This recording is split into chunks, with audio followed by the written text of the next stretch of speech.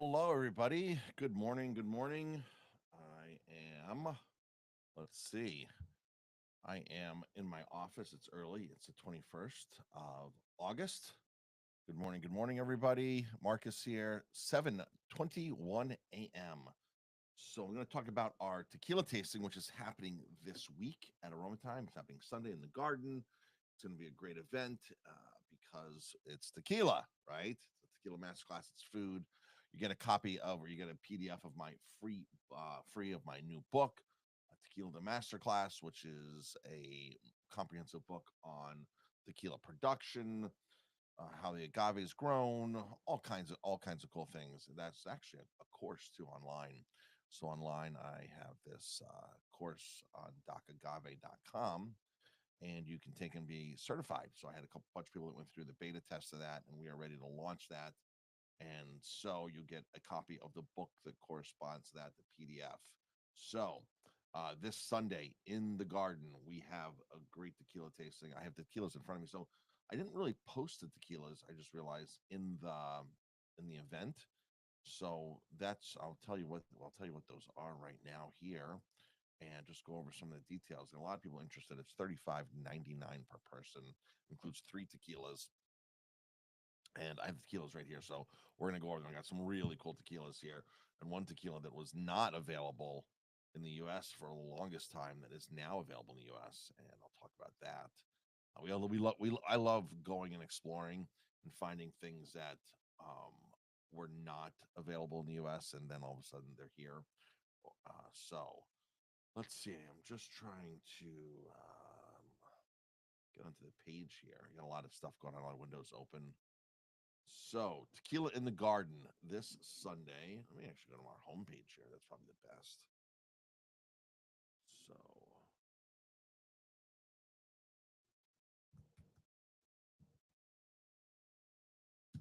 everybody tuning on, just drop a comment where you're tuning in from. Are you tuning in live on the replay? Just put hashtag live. It always helps where you're tuning in from. That always helps as well. Oh boy. Okay. All right. So here we go. All right. So this Sunday in the garden at Aroma Time, this Sunday, to get tickets, you go to the website, our website, aromatemperatures.com, scroll down, click the link there, the image, you'll find all the information. You'll buy tickets for it. We sent it out emails as well. There's an official Facebook um, event out there for it. So yeah, so here we go. So we're featuring tequila this week from one single producer, and that is Nam 1123. If anybody knows Nam 1123. Now, what that means, Nam, that's a government number, the registration number for the actual distillery. So you can see Nam 1123 there, 1123 there. All tequila bottles have that. In fact, all manufactured things in Mexico that come out of a factory are going to have some type of identification NOM number. So here's Siete Leguas, and Siete Leguas is, if I can read it, because this is a small bottle. I should probably know their NOM number by heart, but I don't. Oh boy, I can't read that because it's clear on there. It's hard to read that. 1120, Nam 1120. So there we go, Nam 1120. This is Siete Leguas. Great tequila, by the way. This tequila was the original Patron. Not to get off topic here, but this tequila right here, Siete Leguas, they made Patron from 1990 to 2002. Patron sold, and we now know Patron's almost in every country out there. But Patron used to be a small brand once upon a time. It started out small, and this producer, Siete Leguas, they've been around for a long time. Jamie and I have actually been there, and um, they make their own tequila. They make all of their own tequila. Sorry, they only make one brand of tequila. Previous to that, they had made Patron, and that was the only collaboration they'd ever done. See, tequila distilleries, what's the business model in most distilleries is you contract and you make tequila for a lot of other producers. Well, they made tequila for Patron, and then Patron got really big, and the small distillery couldn't handle everything. So it turns out this distillery, Siete Leguas, is the only one that still uses an animal, a mule, to actually crush the agave, right? To crush the agave. So the only one that we know of in Jalisco tequila wise. Mezcal, that's why they do it in mezcal. Real mezcal is all with a horse, a bull, a mule, something, a donkey. But in tequila, everything's mechanical, and but they're not. They do some mechanical extractions, and then they do some with mule. So they mix it up, and it says it right on the bottle there. There's no hiding what they do. So, because there's nothing to hide. In fact, it's a great thing what they do. All right. So now the tequilas this Sunday are from Nam 1123. Jamie, what time? I see Jamie live on right now. Jamie, what time is the tasting? If you can just drop information on the tasting there, that would be great. So the tasting this Sunday is featuring Nam 1123, which is Cascoian. Cascoian is the Nam. Okay, this is the producer. So we're doing two Cascoian tequilas, and we're doing one from Sembre Valles. Now, this is also made in 1123. Okay, don't get confused by that. This is a different brand, different name on it, but it's the same producer. All right, it's the same master distiller. All right, so here we go. We're gonna break these down now. So let's start with this one first because this is in my hand. So Sembre Valles is David Soro from Tequilas Restaurant in Philadelphia. When he opened in the 80s, David, he was very upset with our tequila scene in the United States, being from Mexico and understanding real tequila. And once you get into looking at most tequilas that are on the shelves, like 90 plus percent, I think the CRT even openly says like 96% of the tequilas on the shelf have been altered. They have additives, they have abacantes in it, they have additives, which means they're adding some type of sugar in the form of either real sugar or aspartame, Splenda, some kind of artificial sweetener. Yes, artificial sweeteners can go into tequila. Glycerin to make the mouth feel better, the silkiness of it. Um, they're adding flavoring. So when you start going with reposados and añejos, the oak, they're really adding. They can really add because they're adding coloring and flavorings. And even something like Cuervo Gold, they don't put that in an oak barrel. That's coloring. That's coloring right in there. So they're not. I mean, some people aren't even hiding it, but they don't have to put on the label by law what goes the additives that go into it. So they're allowed the 1% rule. It doesn't exceed 1% of volume of the um, of the whole overall volume of the bottle. If it doesn't 1%, they don't have to put it on there. It's a loophole in their law that allows them to use these four different classes of additives. And let me tell you something: one drop in this bottle, in a bottle of Blanco, one drop will make this a nice, rich añejo. One drop of a coloring. That's all you need. So you don't need much additives to begin with.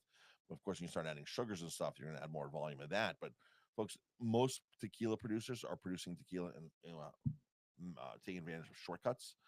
The agave is not growing old enough, so there's not enough sugar in the agave. The way they're cooking it is cooking it way too fast. They're not getting that slow extraction. They're not trimming it enough. They're maybe distilling it in a copper, not in a pot still, but in a column still, where they're stripping all the flavors out and making it very cheap, like vodka does. Or they're using an acid bath, not even cooking it. They're dropping it in an acid bath, shredding it, acid bath, extract it, and not there's no cook process in that.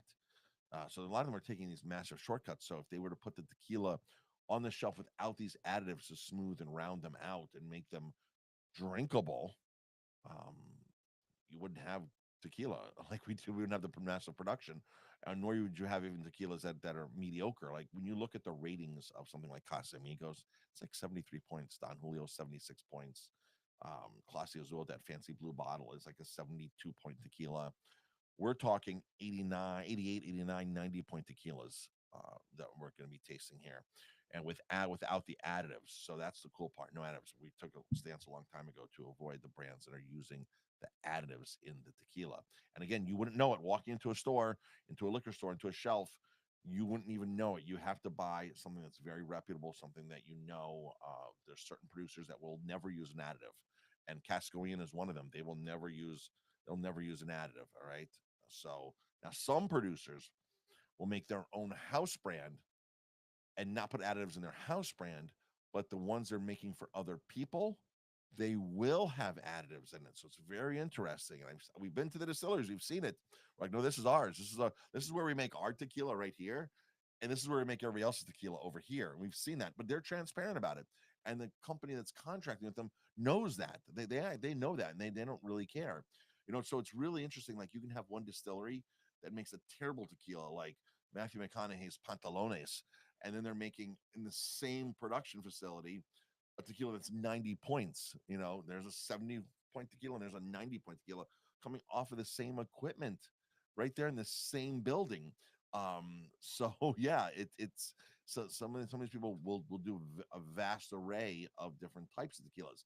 However, Cascawian, if you look up Cascawian, you will see you will see that Shava is doing it right across every brand they produce. They don't produce many brands at all, but every brand they produce. Wild Common. Wild Common is one of my favorites. So, all right. So back to here. David Serto opened a restaurant, Tequilas, in the 80s in Philadelphia, which is still open. It's reopened. There was a fire there for 2 years. No, it wasn't burning for 2 years, but there was a fire. He was closed for almost 2 years, I believe, and they reopened about 3 months ago. Jamie and I can't wait to get to Philadelphia to eat there at the same location, just obviously renovated. So David was like, "Oh, I can't believe all these tequilas. These aren't the real tequilas. These aren't what we drink in Mexico. This is terrible stuff. Like, how do people drink this stuff?"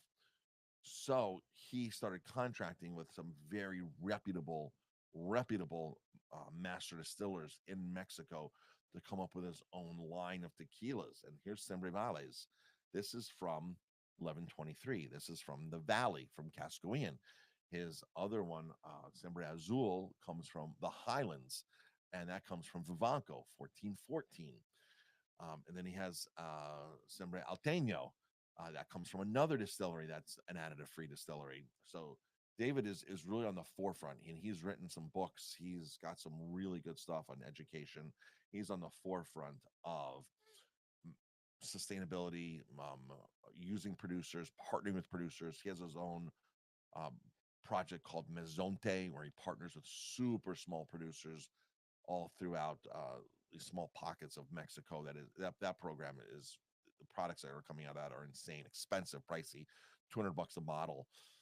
But these things are. We have several bottles behind the bar. Maybe we should do a Mazonte tasting one day. And if you're ever in Oaxaca, Jalisco, Guadalajara, if you're ever in Guadalajara, which is in Jalisco, he has a little tasting room for Mazonte.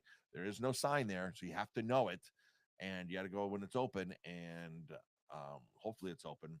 And it's a garage door that rolls up, and you go in, and there's one person there working, and they got all the Mazontes. They got a couple other things as well.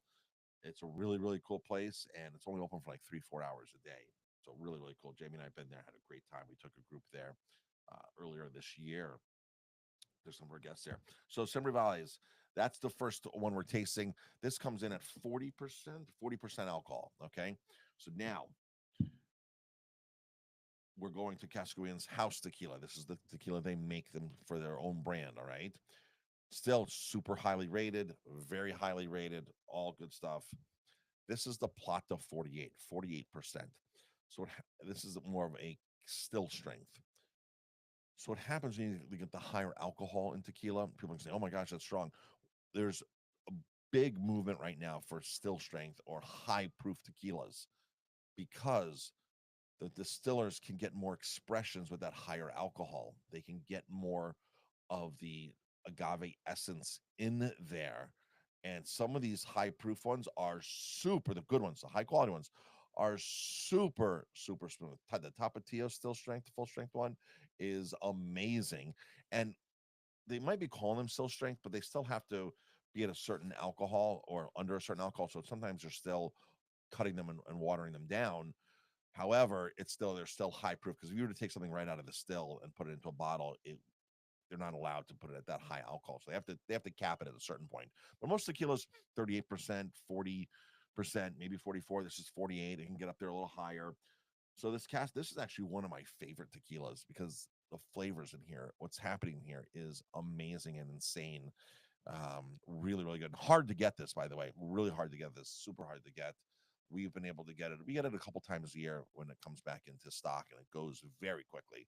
A lot of people know exactly what tequila this is and how good it is. So yeah, so that's the second tequila. The third tequila is from Cascawian again, and we're going down to a 38%, but it's barrel aged.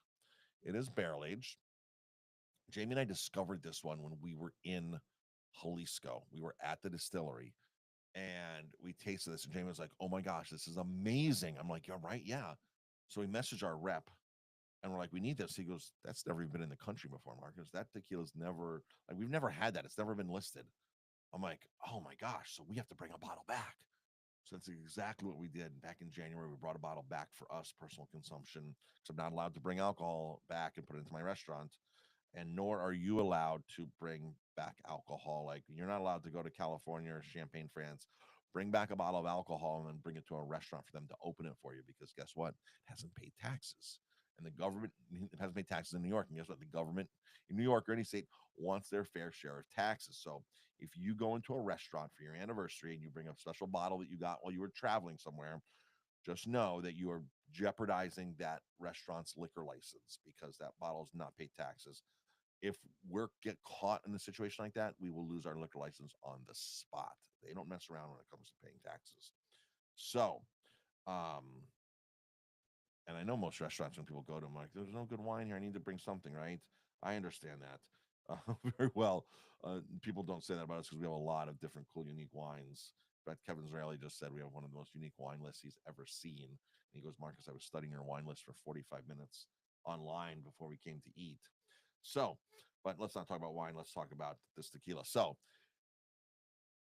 this was back in January. I think by May or June, our rep was like, "Look what just landed." I'm like, "Amazing. We love that tequila." That was the tequila we were looking for. So we were able to pick up 3 bottles. It was a limited release. So we have some of this in house now. So this was something we discovered in Mexico that's actually been brought to the US now. This is their Reposado 38%. Jamie fell in love with this down there when we were tasting the tequila. She's like, "I need a bottle of this for ourselves. Let's take buy a bottle, bring it home, stick it on our in home." So we have some at home still, but we have now stock at the restaurant. So this this third Sunday, 3 p.m. tequila tasting at the restaurant in the garden, weather permitting. It'll be me going through all this kind of stuff. You will get a PDF copy of my new book, Tequila the Masterclass. That is free of charge. And you will also get a plate of food with that. All right. Go to our website, aromatimebistro.com. Click the image for the tequila tasting and go register online there. Tell your friends. And that is it, folks. Jamie, we have any music this weekend? Saturday? Saturday night. Brian Gordon live. Here in Rome time. 7 o'clock. Yep. Waitress at the Shadowland. Last weekend, if you have not seen Waitress yet, it is amazing. People are raving and raving and raving about it. People are saying it's the best show they've ever seen at the Shadowland. So these are people that have been going to the Shadowland for years are telling us this. So it's a big cast, a lot really cool. It's Waitress, and the cast comes in all the time. They hang out, and people come in after the show, and they're just like, "Oh my gosh, wow, wow, wow, wow!" They made it a longer run because they knew it was going to be popular. So last weekend of Waitress, he at the Shadowland Theater next door. If you're coming to the restaurant to eat, we recommend 6 o'clock reservations to get you to the show. Just because we're not rushing you to eat, and we want you to take time, and we want you to show. And if everybody's trying to get to the show at the same time, our kitchen gets backed up. So we recommend 6 o'clock reservations, 647-3000. And that's it, folks. So for now, if you're on our text message subscriber list, I sent out a message yesterday, a link to my blog about seed oils, how detrimental seed oils actually are, and why we don't use seed oils. We cook with avocado, we season with extra virgin olive oil from our friends at Olio Arche, uh, Daniela Delberto and her cousins from Sicily. We use their olive oil. We've been there. And then we bake with coconut oil. So cook with avocado. It's not avocado seed oil, it's avocado flesh oil, avocado oil. Cook with, season with amazing olive oil, and 3, bake with coconut oil. Or if you're going to bake with butter or use butter, we actually have good grass-fed butter here from Isigny, France, which is the most amazing, highly regarded grass-fed butter in the world. It's a region in Normandy, small region, Isigny, and they do there. They're only allowed by law to do. If you have cows there and you're doing dairy, you have to be grass-fed. There's no ifs, ands, or buts.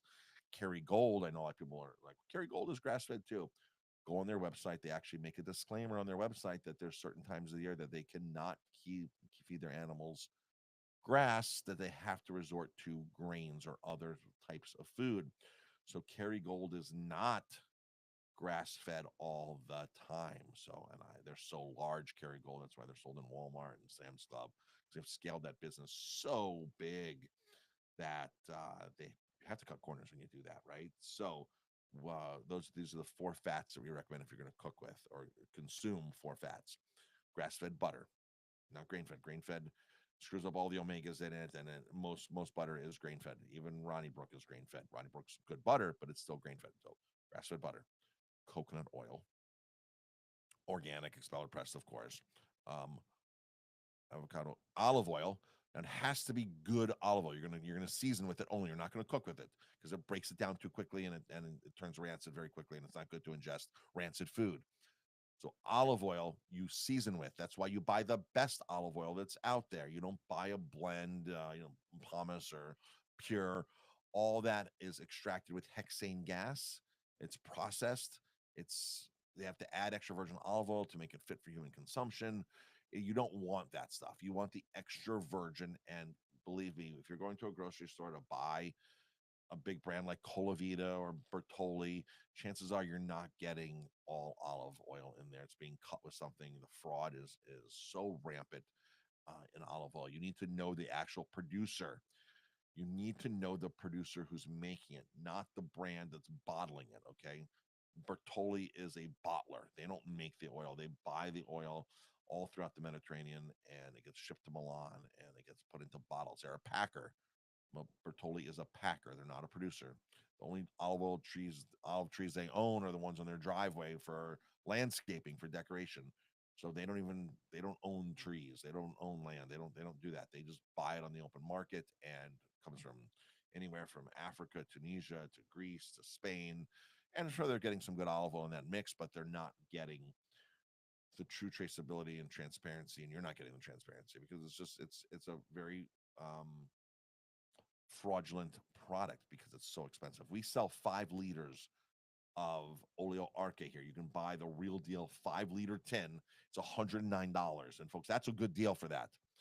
That is a really good deal for that. If you want high quality, super high quality olive oil, it's $109 for the tin. Realistically, to buy a gallon of olive oil, it's going to cost you $100 the real deal olive oil. It's no 3 liter tin for $29 in a store. That's not extra virgin olive oil. That's not olive oil. We do have the 750s, which are the wine bottle size olive oils here for sale. Two different olive varietals, 25 and $27. So yeah, so really good deal on that. But price per ounce, if you use a lot of olive oil, you buy the 5 liter from us. You will save that. That's the best deal going. You're not gonna be able to find that kind of a deal anywhere, and that's because we have direct connections. We buy a lot already, and we just get great pricing because we know where to source these things. But the high quality stuff is not cheap. So extra virgin olive oil, coconut oil, grass fed butter. Um, what's the other one in there? Grass fed butter, coconut oil, extra virgin olive oil. What am I missing? Avocado oil. There we go. So cook with avocado oil. All right, folks, got to get going now. I hear a truck that just pulled in outside. There must be a delivery here of stuff. So everybody have a great day. Talk to you later.